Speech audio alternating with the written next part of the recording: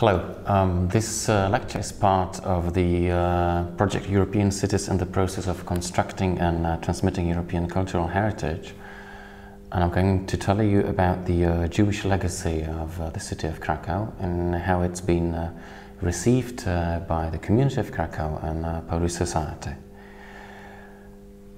Krakow is one of the key centers of Jewish life in today's Poland, and it was one of the key centers of Jewish life in interwar Poland. And at a certain period of time, it was a key center of the entire Jewish diaspora and the Jewish world.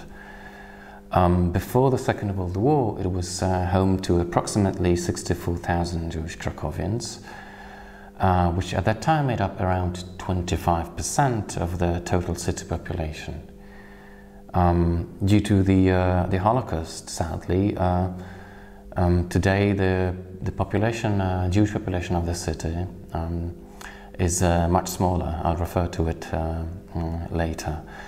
In terms of area, Jewish Krakow is usually associated with the traditional Jewish quarter of Kazimierz, although it must be said that Jewish life before the war stretched much beyond the quarter of Kazimierz, and there were Jewish Krakowians living also outside the area of Kazimierz. Let me just start with a quick outline of the content of the Jewish legacy, so a brief outline of Jewish history of Krakow and what it is that could or should perhaps be remembered and received by the community of Krakow.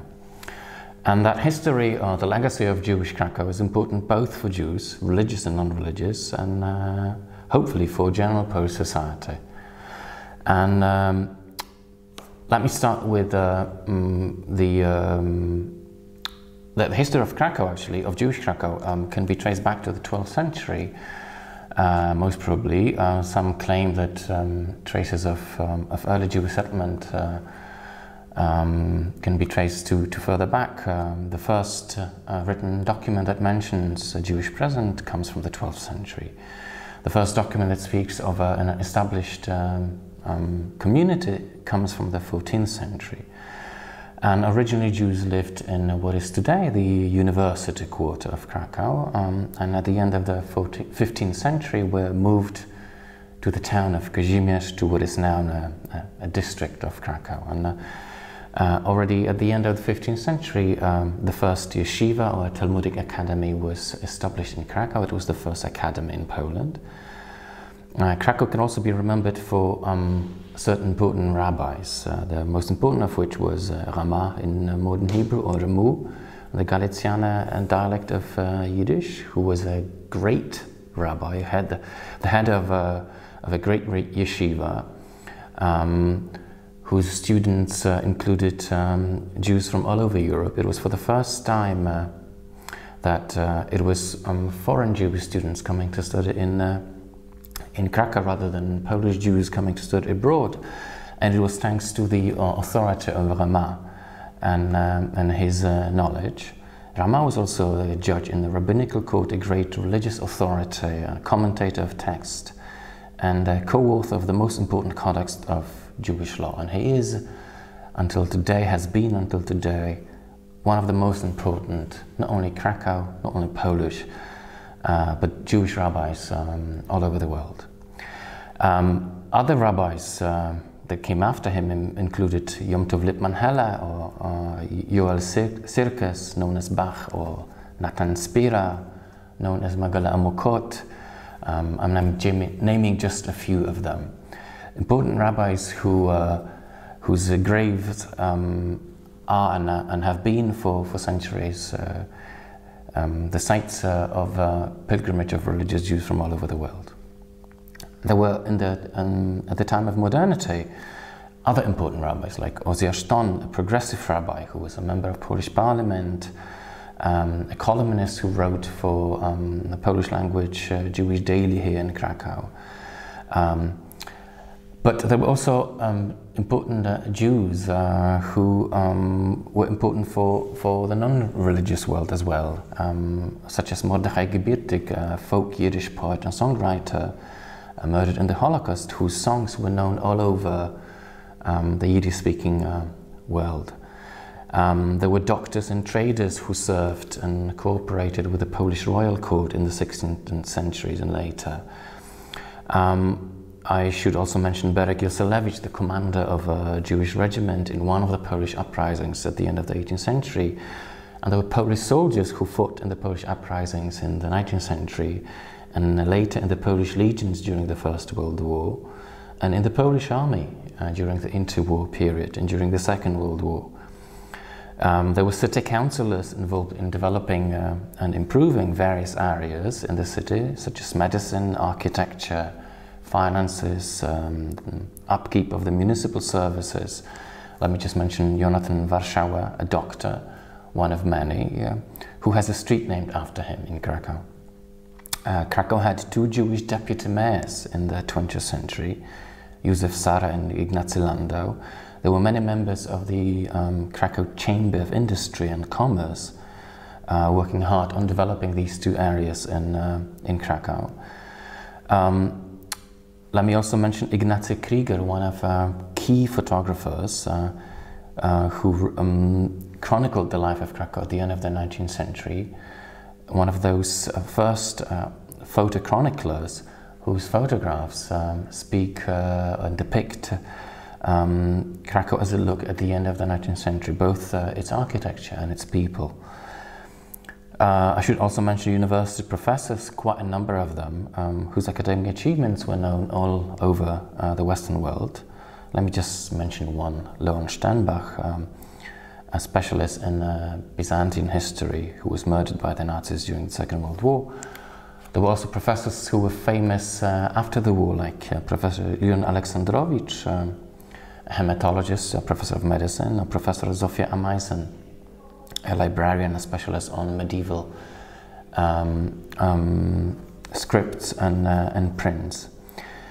Very good Jewish schools like the Hebrew Gymnasium, whose students were accepted without entrance exams into the university, Jagiellonian University of Krakow, or the Hebrew University of Jerusalem. There were also Jewish athletes who won Polish championships, both individually and as teams, who represented Poland in international tournaments, including the Olympic Games. Let me just mention one name. Józef Klotz was a footballer who scored the first historical goal for the Polish national football team. And there were also musicians who, like in Warsaw, in Krakow, actually ruled the world of popular music, including jazz, such as the Rosner brothers. And yet, if you had come here to Kazimierz and Krakow in the 1980s, at the end of the communist period, or the early 1990s, right after the collapse of communism, then you would have noticed a district that could have been associated with anything but memory, or with anything but some kind of reception of heritage. If anything, I think you would have associated it with lack of memory or rejection of the Jewish heritage of the city. Few Jews lived in Krakow because few of them survived the Holocaust, and of those who did survive, most left the country after the war for various reasons, some of which I will mention later. So in a sense, although the Jewish community is a vibrant community today, it's much, much smaller than it used to be.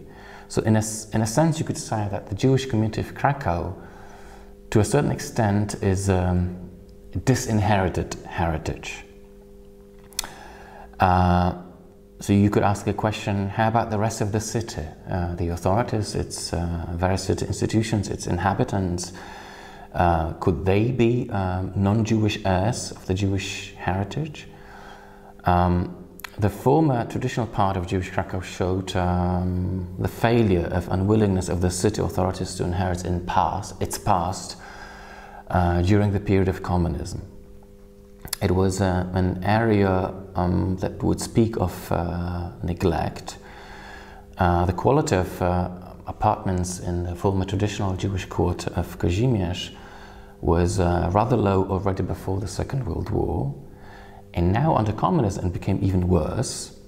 It was definitely in need of proper care, and it was not maintained much by the city authorities. It was not developed practically at all, not invested into much. So if you had come here under communism, say in the late 1980s, you would have seen dilapidated houses falling into ruin, or at least into disrepair, sort of crumbling away. Some houses had been demolished, those that were in the worst condition, and this resulted in empty plots here and there. Residential houses were turned into poor quality communal housing, where the city sort of deliberately created a social ghetto, an area into which the city authorities moved the poorest of its population. It was also an area where barbaric utilization or exploitation took place, including the most important buildings in the area, without taking heed of the history and the previous functions of those places and those buildings. Let me just mention one example. The city deliberately allowed the building in which the first Hasidic house of prayer was located. It allowed it to be used as the setting of a film, Nights and Days, or Noce i Dnie in Polish, and it deliberately allowed it to be set on fire to create some kind of a natural setting for the scene of fire in the film, thus ruining that historical Hasidic house of prayer. And when speaking of houses of prayer, let me mention the fate of some of the synagogues.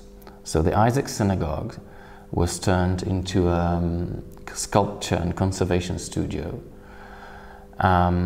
The High Synagogue was another conservation studio where conservationists had their workshop of some kind. The Kupa Synagogue was used for storage purposes first, and then as a kind of footwear factory. Definitely not what it used to be in the past. And the only exception seems to have been the Old Synagogue, which was restored in the 1950s and turned into a museum, a branch of the Krakow Historical Museum, which told the history of traditional Judaism. Yet even this synagogue, the Old Synagogue, paradoxically, at least to my perception, seemed to confirm the unwillingness of the city authorities to inherit the Jewish past and tradition of the city, or at least it proved that the city and the state, in the broader perspective, used to find this Jewish tradition a bit inconvenient and troublesome. And the restoration of the Old Synagogue seems to have been a kind of a fig leaf which was meant to cover the nudity of the cities and the state's lack of interest in its Jewish past and its Jewish heritage.